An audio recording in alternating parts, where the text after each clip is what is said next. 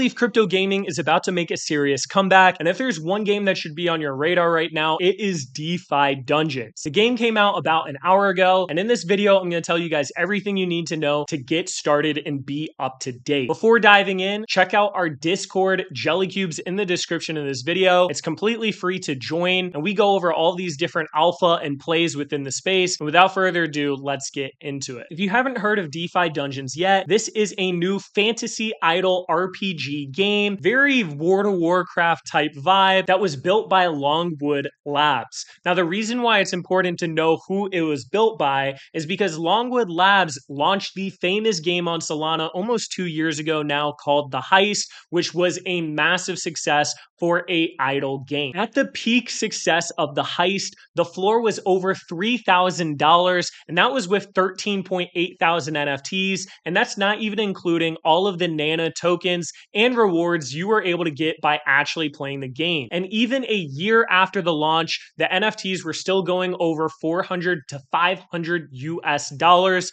and these are floor pieces. So the fact that it was built by the same studio and team gives me a lot of confidence that not only do they know how to make the game, but on top of that, they know how to actually do all of the different Ponzi mechanics that are needed for these games to be successful. And yes, you may be looking at the Heist and saying, hey, the floor is $30 right now. But to be fair, guys, that's how most of these different games go within the crypto ecosystem. And I think the fact that they lasted as long as they did was a huge testament to their team. And now with DeFi Dungeons, they are running that back. This past week, they sold their remaining 2,500 NFTs on Magic Eden for around $310. And currently the floor is going over 500. The rest of the 8,500 NFTs were sold on a pre-sale over 6 months ago. So a lot of people have been paying attention to this project for a while. The NFTs are broken into two different classes. You have your bankers, which there's only 250 starting here, and they're getting a cut of all of these different sales of items within the game. And then you have three different types of adventurer heroes. You have marksmen, mages, and warriors, and they all have about the same rarity with different skills and bonuses within the game. Then when it comes to the main economy, they are having their gold token, which is currently sitting at around a $4.5 million market cap with a $34 million FDV. And that's after a sell-off of the Sell the News event of this game coming out. What really interested me about this token and had it go on my radar was that they launched on Matera using their new Launch Vault Pro Rata system. And even though they were raising $3 million, they had over $120 million get sent in. And whenever I see a super heavy oversubscription like that, I know it's time for me to pay attention. I wish I could show you guys the game that just came out in this past hour, but so many people are trying to log on right now that it stopped working while I was recording this video. It's all good though, because I'll go over their Git book, which I'll also have in the description of this video. To give you guys the more in-depth overview from their Git book here, DeFi Dungeons is a fantasy style MMORPG, very similar to this World of Warcraft vibe, which I really like as someone who played WoW way back in the day. In the game, you have the different heroes split up between the warrior, mage, and marksman, or you have the banker, which is able to earn the fees, as I said earlier. Depending on the class, they are going to have different benefits depending on the dungeons that you sent them on, and that's why personally I decided to buy one of each class just so I could be versatile in any of the situations. The combat level is the most important thing though when it comes to the success of the dungeons, and this combat level is based on the actual character's level as well as all of the different equipment and whatever other unique items you have stacked on it in order to get that final calculation. The way the gameplay works is you're going to be able to send your heroes on these different quests, and these quests are completely passive, and while they're on these quests they're going to get loot which you can sell for gold, you're going to be able to get equipment which can upgrade your character, and you're also going to be able to get these dungeon keys. Now what's nice is this is completely passive and you're able to claim these rewards at any point in time. For the dungeons, there are 5 different difficulties of dungeons, and depending on the difficulty and your hero strength, you're going to have a different odds of completing that specific dungeon, and each of those dungeons, depending on the difficulty, is going to have different loot. So the better the loot, the more it's worth as far as gold, meaning the more money you make, as well as having better equipment, which can level up your character. The downside is if you keep sending them in super difficult difficult dungeons, you're going to end up losing and not actually getting any of the loot. And if you send it on the most difficult dungeon, you can actually lose your NFT forever. Speaking of the items that you can get in dungeons as well as questing, you have equipable items, which are going to have 6 different slots, such as weapon, chest, head armor, and this is going to give you increased combat strength. You then have loot items, which are exclusively sold for gold, and that's how their main economy works.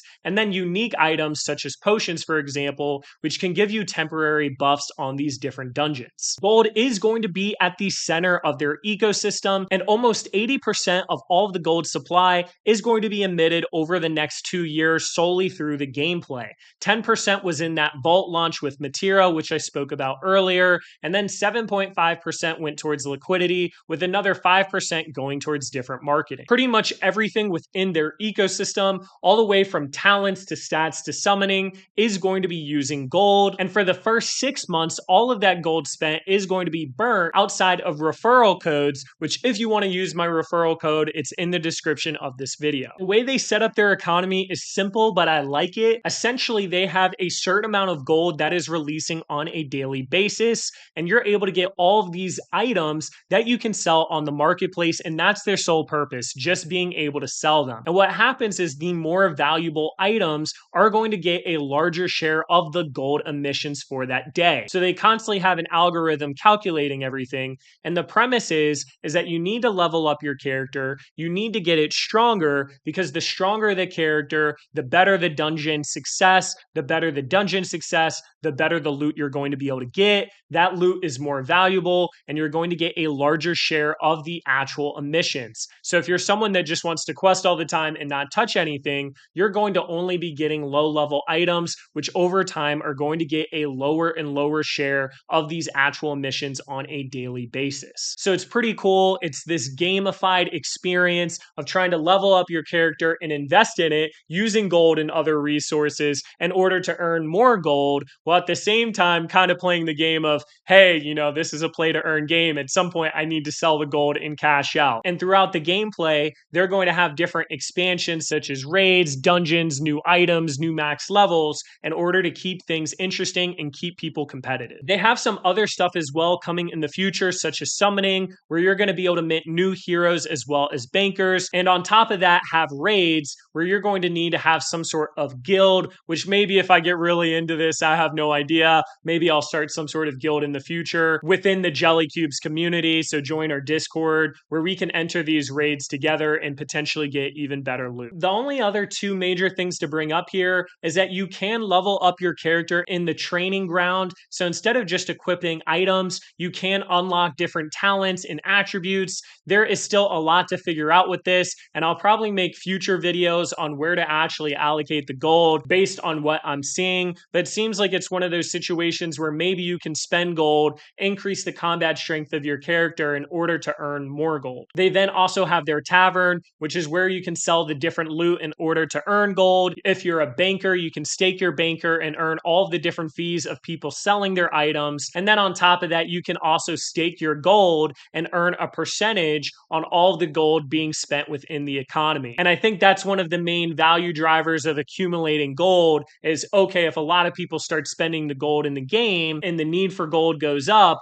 well, now all of a sudden, a portion of those transactions also goes to you that's staking the gold. And it figures the game comes back up at the end of this recording, and you can see some of these different aspects here, such as sending them on quests, their different equipment slots and stuff like that. I don't want this video to be too long though, so if you're someone that's interested in keeping up with this, I'll probably make some future videos on this, so stay tuned. The last thing that I did want to note here is that on the top right corner, there is this referrals tab. I'm going to have my referral code in the description of this video, so if you want to use it, it would help out the channel. And on top of that, you're able to save 25% of marketplace fees and 5% of gold when purchasing stats. So pretty nice bonus if you don't already have a referral code. It's a no-brainer to use one. And then if you wanted to refer people to this, you can also make money by sharing your own referral code. Overall, I like what I'm seeing here. I think the crypto space has been so dead and kind of shitty recently that I'm excited to play some sort of game. I really like the style of this too, a lot more than Heist, just this sort of fantasy RPG game. And it's funny, an anime that's really blown up recently called Solo Leveling. I watched a few few of the episodes, and it also got me interested into playing something like this, so it was perfect timing. I don't know where the game will go. I don't know how well this game is going to do, but I do think that they have a strong team behind them. They have a lot of interest. The floor price as well as the gold price has done well, and I think the way they set up their overall economy makes sense to me. And if they can pull something like the heist off, which happened on Solana almost 2 years ago, then we could see something where getting early in now and leveling up these characters and getting gold, even if it's not a ton of work and most of this is passive, could end up paying off in the long run. Just realize that, like most of these games though, there is going to be an expiration date where this kind of bubbles and pops. We haven't really seen a game last a super long time. So remember to always take profits, and hopefully you have some fun along with it. That wraps up this video. Hope y'all enjoyed it, and I'll catch y'all later.